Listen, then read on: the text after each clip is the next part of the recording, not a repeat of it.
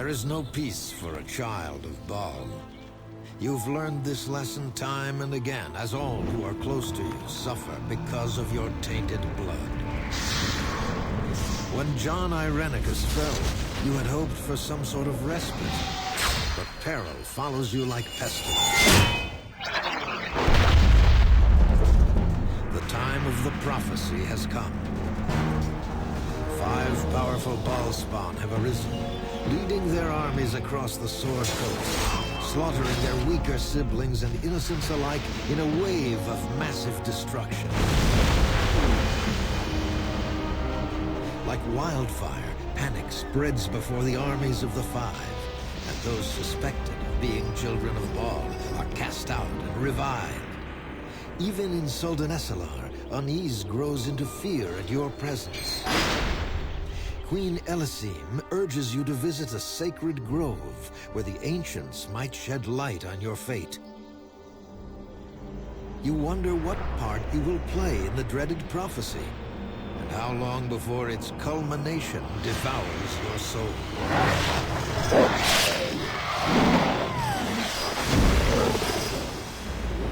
Only one thing seems certain. So long as Bhaal's throne of blood stands empty, chaos shall reign.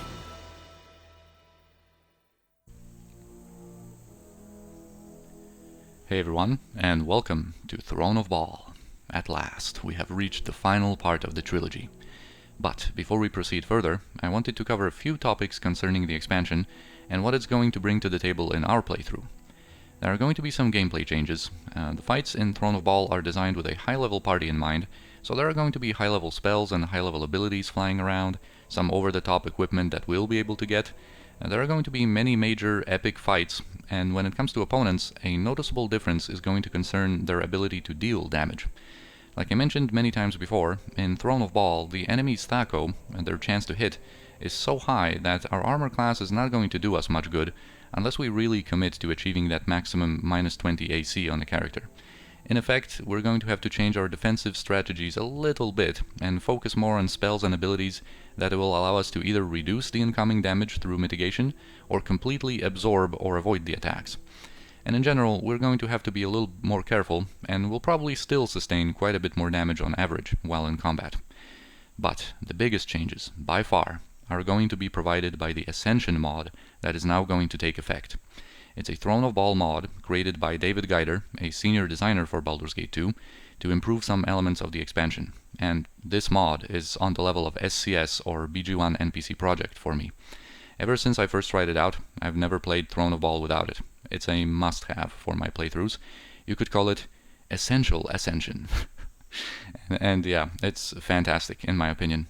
It primarily improves the major boss fights in Throne of Bhaal, with its absolute highlight being the final battle of the Saga. I mean, with Ascension, the final fight is so epic, it makes so much more sense in how it's structured, and simply provides a truly satisfying, grand conclusion to the Bhaalspawn saga. It's amazing. And when it comes to making those fights better, Ascension and SCS are going to engage in some jolly cooperation and work very well together. SCS takes the Ascension changes and builds further on top of them, primarily improving the AI of the opponents even more. And in general, as always, SCS of course throws its own share of changes to the places we're going to visit and improves many fights over the course of our adventure. So having the Ascension and SCS combo working for us in the playthrough, we're going to have an awesome time ahead of us in Throne of Bhaal. I am excited, dude. And Ascension also provides some smaller story-oriented changes here and there. For instance, now that we have our soul restored, we're going to develop Bhaalspawn abilities again. Nothing too crazy, but a nice idea. Another example is being able to recruit a powerful ally for the final encounter to stand at our side, and there are options for both good and evil characters in that regard. And finally, this Sword of Chaos that we've been holding on to for the entirety of Baldur's Gate 2, ever since we obtained it in Irenicus' dungeon, is going to be involved in a little something. Again, nothing major, but a nice touch. And I also wanted to mention something about the story, as it's going to focus heavily once again on Bhaal and his children. As we've been able to see from that great intro cinematic, the time of the prophecy is upon us. Now we're going to experience the final stages of the Bhaalspawn conflict, and it's going to be epic.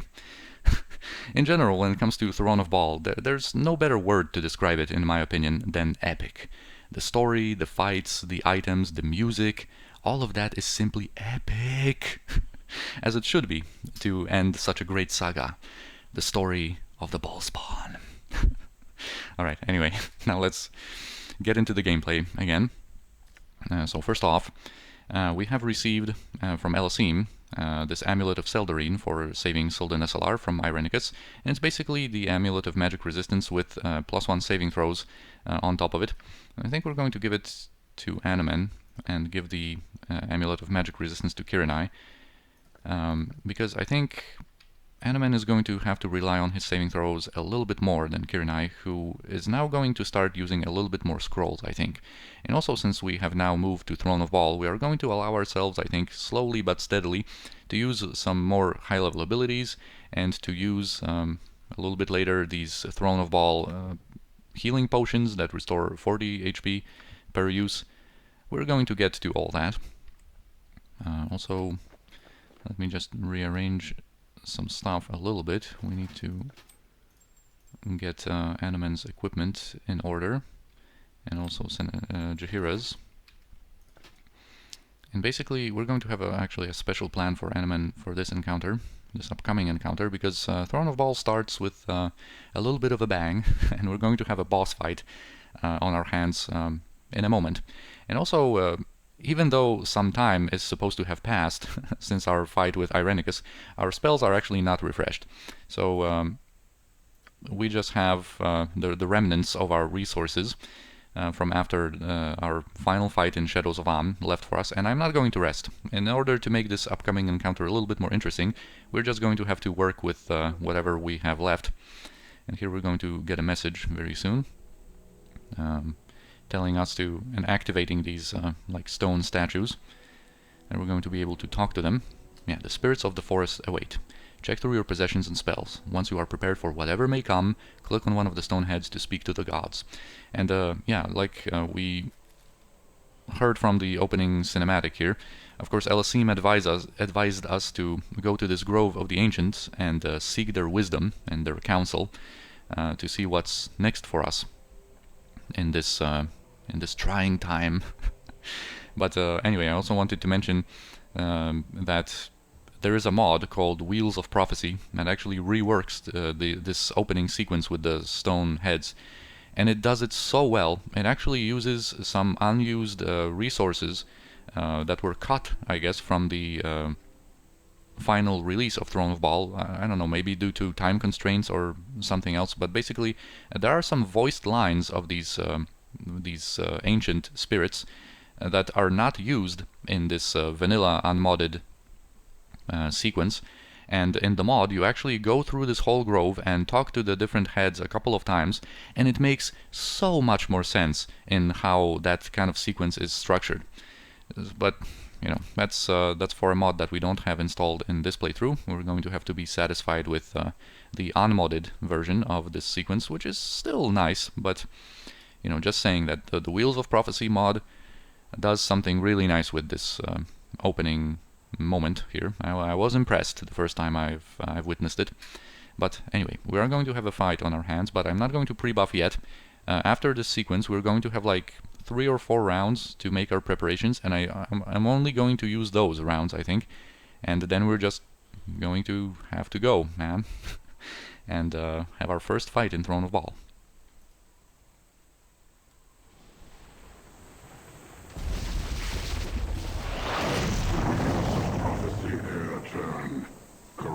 Ward hath come.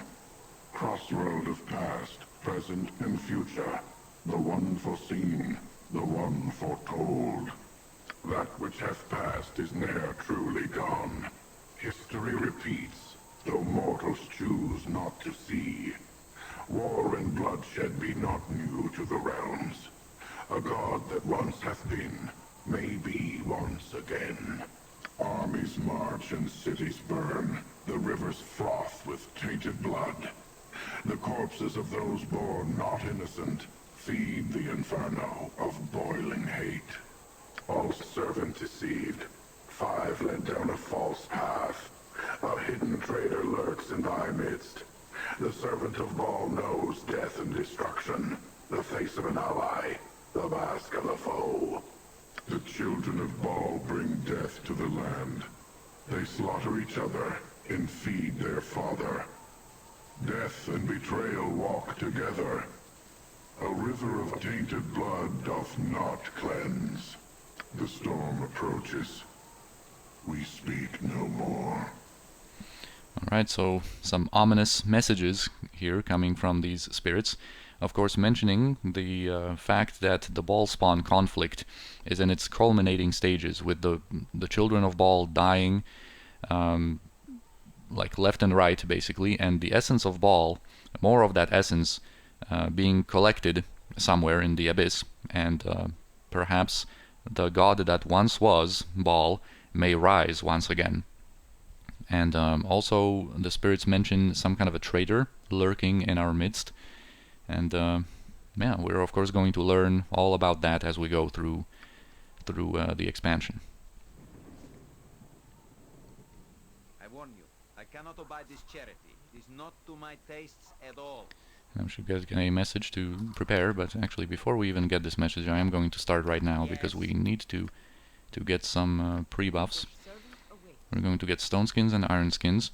We have like one chaotic commands only available to us, and that's chaotic commands from Jaheira. So we'll see if we're even going to use that. What we're going to do, what we're going to need is remove fear, probably. Yeah, someone approaches, and judging from what the spirits have said, it is likely that there is a hostile intent. You must prepare for battle. Yeah. There is a battle incoming. I think Kira and I were going to leave as she is, or maybe, you know what, drink one potion, just in case. Actually, you can take that. What is it? Next, we're going to have some mirror images on our mages. Now, the second cast of Animan is going to be, I think, drop on Holy Might.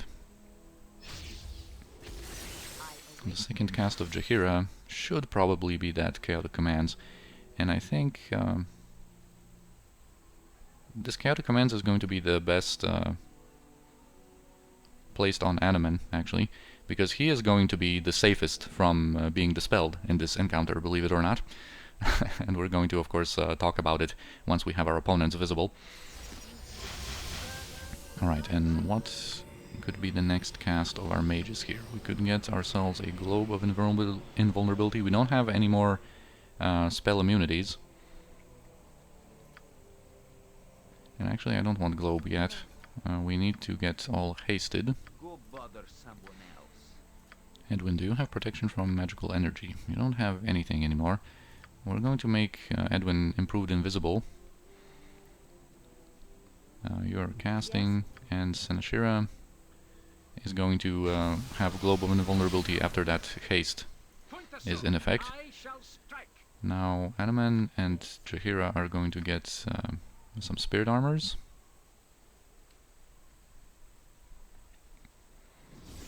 I think that's going to be it, more or less. Okay, now we have haste active.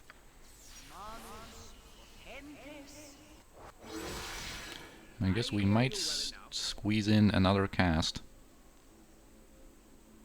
Oh yeah, I wanted to have True Seeing active when this fight goes into effect. So we might be able to get that. You can improve our armor class a little bit, although, like I mentioned, it's going to be less and less effective, our armor class, when it comes to providing us with some protections. Anyway, I think we are good.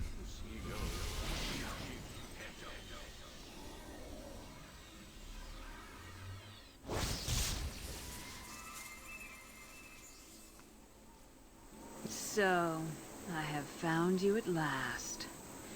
It was an effort to track you down in these woods. Too many old wards for my liking. But here you are. Just who are you? All that you need to know is that I've been given the pleasure of ending your life. I may yet mount your head on the wall with all the other Bhaalspawn I've killed. I haven't decided. You can try if you like. I am no ordinary Bhaalspawn. I know, neither am I. Not all of us have been wandering Faerun like witless cattle, like you and pathetic Imoen and so many others of Bhaal's blood. Some of us have far greater aspirations. The time of Alondo's prophecy has come. These rhyming ghosts here should have told you that much. Great things are afoot, and your contribution will be your death. It has already been decided. I am Illasera the Quick, child of Bhaal, and I have been chosen to perform this deed. You cannot resist us. So others have said. They're dead now. We shall see.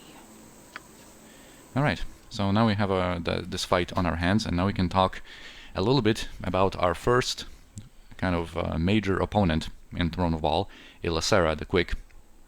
Well, she has some buddies, these Black Reavers. This guy is just a dual-wielding fighter of level 17.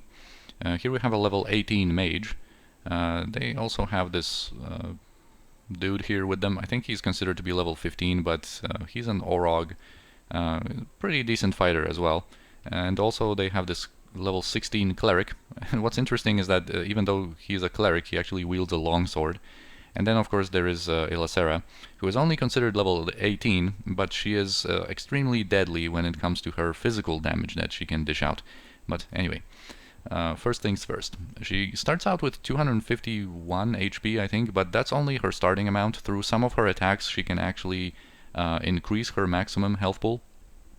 She also has 50 magic resistance, and she has 4.5 attacks per round with her bows, because she's a very skilled archer. She is, well, when it comes to her class, she is just a ranger, and not the archer kit, but, you know, she is very dangerous with her bows, and she actually has, the way it's set up in the game, she actually has 3 different bows with different properties on them, but more on that in a second. She has minus 19 Thaco, by the way, so basically she never misses. And with her attacks, she generally deals over 30 damage as physical, and depending on which bow she uses, she can also add some magical damage. Usually she uses that bow that uses or that deals 10 magic damage on top of all that. So basically she deals like 40 damage per hit, and considering that you know, in some rounds she's going to have 4 attacks, and in some other rounds she's going to have 5 attacks, and that means that she can easily deal around 200 damage in one round to someone that's in her range. So yeah, that's on the table. She also sees invisibility, so we're not going to be able to save ourselves by going invisible. It is possible to backstab her, but you know, we're not going to risk it, I think, with how we are going to approach this fight. Anyway, she also has access to hardiness, which is the high-level ability that gives her 40% resistance to physical damage, and she also has a special ability where she can go ethereal, and that one provides her with a variety of benefits. Basically, she gets invisible as a result of that, and she has non-detection, so True Sight is not going to detect her. I think detect illusion should, but I don't think we're going to risk Kiranai being anywhere close to Illasera in this fight. And basically what that also gives her is immunity to all weapons, and she basically gets like a spell immunity to all spells, but I think when she reveals herself, all that is left from her ethereal status is the 50% resistance to everything. She gets 50% resistance to physical damage, to elemental damage, everything. So for a couple of rounds she has like some really great resistances. Anyway, now when it comes to her attacks, like I said, she kind of is set up having 3 different bows, and basically she on 2 of those bows she has, I think it might be on all of them, she basically has Dispel Magic on hit, sort of like Karsamir or Staff of the Magi do. So she is going to immediately dispel anyone that she can connect with an attack to. So basically the only thing that we can do to protect ourselves from that is use protection from magical weapons, because that is going to make her, you know, not hit. Our improved mantle that we have on Senashira is actually useless against her, because she normally fires +3 arrows, but her bows normally generate +5 ammo, and this one does not protect us against +5. So I think we have, yeah, she is able to generate those +5 ammunition on her own. So yeah, she's going to be able to easily, with one shot, dispel anyone at range. And she also places a spellcasting failure debuff, a 40% one, on our casters. So that means that, you know, a lot of our spells are going to fail as a result of that. So basically we want to keep our casters far away from Illasera so that she can't even fire at them at all. And her first bow also reduces magic resistance. So she has an answer if you were going to like rely on magic resistance. She has an answer for that. And then her second bow is the one that she uses the most. That one, I think, deals 10 magic damage, and then can heal her and increase her maximum health pool, and also slow and stun you. And then her third bow kind of provides kind of like a wing buffet effect, where it knocks you back and can knock you unconscious. And all of these effects, like the slow, the stun, the knockback, they also come with some pretty significant saving throw penalties. And most of them have -4 saving throw penalty, but I think the knockback coming from that third bow has a -6 one. So yeah.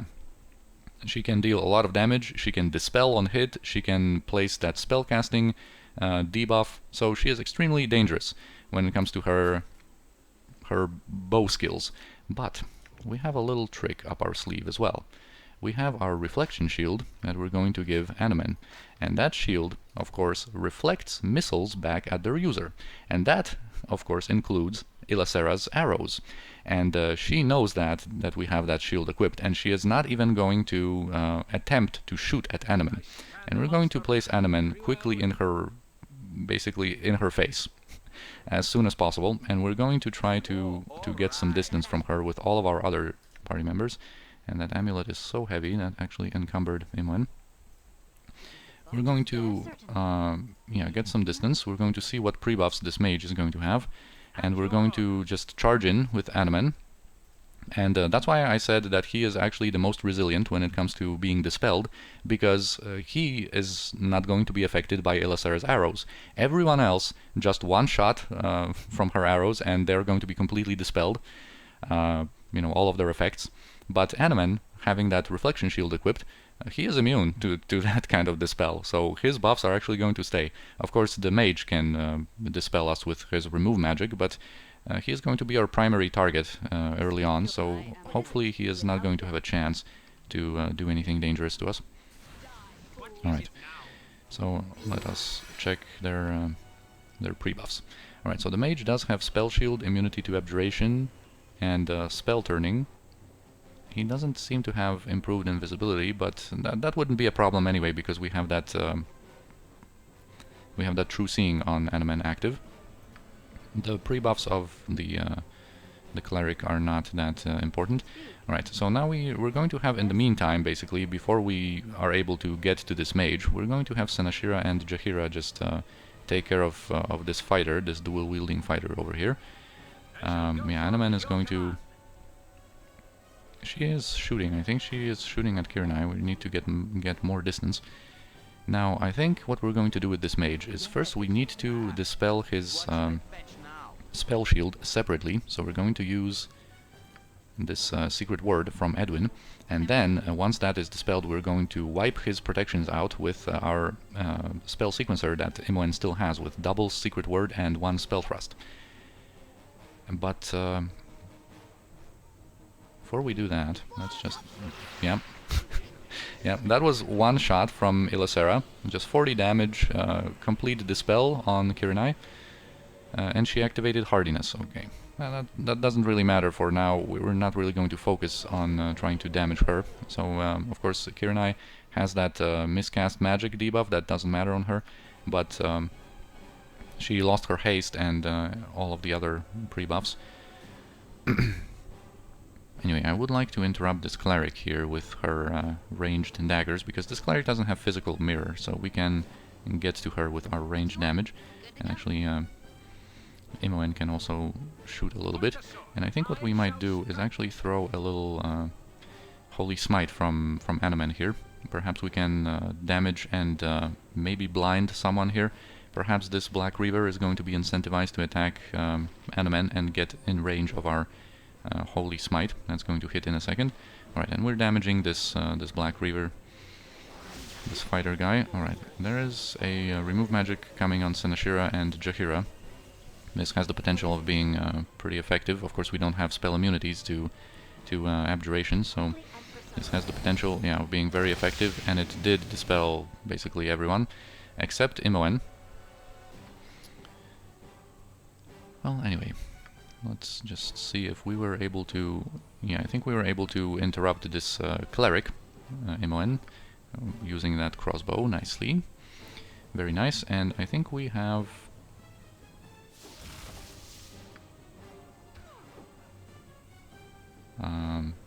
yeah, now this secret word from Edwin has hit, dispelling this mage's spell shield. Then we also have the Holy Smite from Anomen, dealing some damage but not blinding anyone. That's okay. I think Anomen is going to stay here, just kind of occupying the attention of Illasera. If she doesn't have, like, if everything goes well, if she doesn't have anyone in her, like, vision, she's just going to resort to her, like, wimpy melee attacks that are not going to do too much to Anomen, and we can basically just keep her occupied until we are until we are done with all of the other guys. And I think Anomen is going to just keep attacking this Black Reaver warrior, and we can keep Kirinai on this cleric. We'll see how well this is going to go. Let's get some distance on Edwin, and let's now use this spell sequencer on Imoen. Alright, it seems like we have killed this fighter Black Reaver. Let's prepare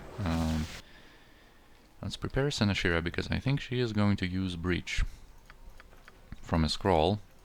Once that spell sequencer from Imoen is in effect, it started already. The projectiles are on their way. Alright, boom. And we're going to prepare our guys. I don't even want to come too close with, like, Jaheira, so that Illasera doesn't like switch any targets. And we're actually going to keep Anomen close to her. Okay. Alright, now she used that ethereal ability, so now she is invisible. And we're basically going to just have to wait until she reveals herself on her own.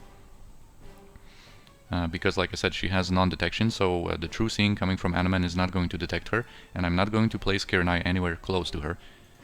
Alright, we can keep attacking, and I think we can use our spell sequencer with the triple flame arrow on this cleric. Maybe we can burst him down, and basically remove that little threat from the equation. Alright, that Black Reaver mage had a spell trigger of his own with secret word Breach, and power word Silence.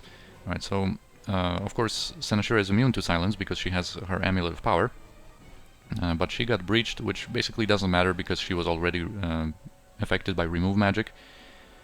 So yeah, all that it did was that secret word remove her globe of invulnerability. And I think we...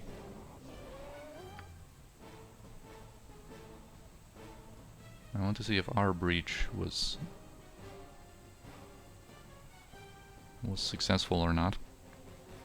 I think kind of, even though she is immune to silence, I think that power word Silence kind of interrupted our breach cast. Although, no, I think it looks like it's still going. Well, we'll see what's going to happen. She doesn't have the icon of casting. Alright, so basically that power word Silence just removed her icon of, you know, what she's doing, that I sometimes refer to see what's going on, just looking at the portrait icons. But yeah, the breach was successful, so now let's just switch targets to get rid of this mage quickly with everyone, all of our ranged attacks. The flame arrows were not that successful on that cleric, but we did some damage. And that cleric is near death. Alright, this guy has a contingency with protection from normal weapons, and that means that we're just going to switch to our normal weapons. Here we're going to keep attacking. With Imoen and Edwin, we're going to try to finish off this cleric before he can heal, and we're going to have Kirinai use her normal daggers. Alright, Illasera has not yet revealed herself. We're going to check up on her in a second. Alright, the mage is dealt with. We can switch to our normal weapons here. Try to...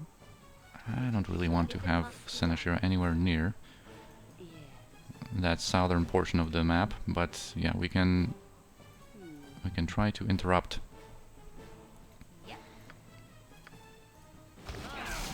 And finish off that cleric. She has like magic resistance, probably has like 40% magic resistance coming from the spell. Or actually being level 16, she has like 32 magic resistance, I guess. Yeah, let's just try to finish her off. Alright, that Black Reaver fighter is about to get killed, and Illasera has shown herself, so we're going to get Jaheira out of there right away and get some distance on everyone else. Yeah, that Black Reaver can do some damage, but it's no problem. And now we are just going to focus on Illasera. She has just revealed herself after her ethereal ability, so she shouldn't be able to use it for a couple of rounds. That's why we're going to now use protection from magical weapons on Senashira, make her immune to all of the dangerous bow attacks that Illasera has in store, and now we can just go and try to burst her down. We'll see if that's going to work. We can try to maybe add a little bit of damage from a distance from Kirinai. So of course she has the best healing potions as well, and we're not doing too much physical damage because of that ethereal status being still active on her, and she still might have hardiness active. But you know, that's what we have to do. We have to deal damage the hard way. Alright, her ethereal status just passed, I think. So now we're going to be able to do a little bit more damage and cut through her HP. Alright, she actually did go ethereal once again, which is a little problematic because I think we are going to risk having Kirinai close and detecting illusions. We'll see how this is going to go. Of course, we have to remember that our protection from magical weapons is a spell that only lasts for 4 rounds, so it's going to end soon, and I don't want to have Senashira in danger once that happens. I think Illasera is still somewhere here. Yeah, she's right here, healing with her potions, and perhaps even detect illusion is not going to be effective. Yeah, it's not. And now she of course started firing her bow, so we need to get Kirinai out of there. Yeah, again, we're not going to be doing too much damage because she still has that resistance coming from her ethereal ability. And we're going to have to get Senashira out of there right now because her protection from magical weapons just ended. Alright, so Animan, it's all up to you, my man. Alright, now her ethereal status. You can see that she has kind of like that invisibility, translucency. Oh, she actually fired a bow at Animan, and that our shield of reflection, of course, reflected that projectile onto her. You little dummy. Oh, she's just going to be problematic with that ethereal spell, isn't she? She has quite a few of these good potions, by the way, so she can keep doing that. She can keep doing that quite a bit. Let's see. Okay, we can renew our drop on Holy Might here. Maybe let's give her a little bait so that she can reveal herself. This is going to be too strong of a temptation, you know, here. Yeah, attack Kirinai, very nice. I don't chase her. Okay, now she has hardiness as well, again. Alright, Eneman. Oh my god. Come on, Illasera. Don't be like that. You don't want to attack Kirinai? Long live the order of the most raging heart, for I draw from the pool of right and strike in their name. Of course. Very well. Alright, now we go. Here we go again. Whoa, whoa, whoa, whoa. Yeah, that's the type of damage we're talking about here. Kirinai You've been a good bait, but we're going to keep you safe now. Alright, and this should be it for her. Come on, Animan. Yes. Yes. That is it. We have prevailed. So we get 10,000 experience only for Illasera. And actually, after a little while, now that this encounter has ended, we are going to get automatically transported somewhere else. But I am going to cut the episode here, and we're going to engage in all that is going to happen after our transportation in the next episode.